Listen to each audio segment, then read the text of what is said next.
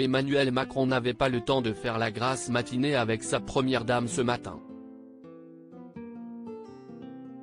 Le gratin de l'élite politique française l'attendait aux aurores pour assister à sa seconde cérémonie d'investiture 5 ans après sa première victoire aux élections présidentielles face à Marine Le Pen, un scénario d'ailleurs rejoué presque à l'identique dans les urnes le 24 avril dernier.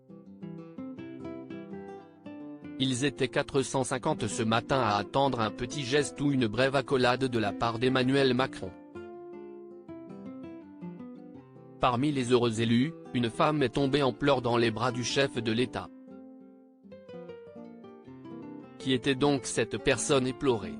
La mère de Samuel Paty, professeur d'histoire-géographie sauvagement assassinée le 16 octobre 2020 à la sortie du collège du Bois-d'Aune, à Conflans-Sainte-Honorine dans les Yvelines.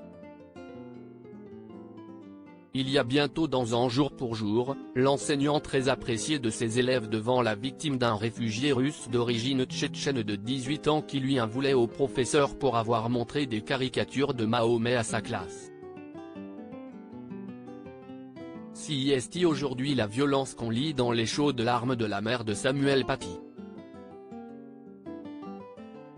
L'étreinte bouleversante d'Emmanuel Macron au cours de sa seconde cérémonie d'investiture, Emmanuel Macron a pris le temps d'apporter un peu de réconfort à la mère de Samuel Paty en larmes. Le président de la République et Madame Paty ont échangé quelques mots, un moment très émouvant capté par les caméras de télévision ce matin. Le chef de l'État a ensuite longuement étreint les parents du professeur décapité à l'automne 2020.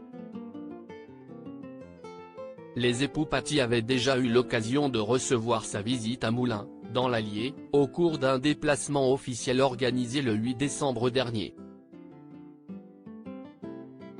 Ces quelques mots échangés ce matin n'empêcheront pas la mère de porter plainte contre l'État qu'elle accuse de ne pas avoir assez anticipé la menace qui pesait sur son fils.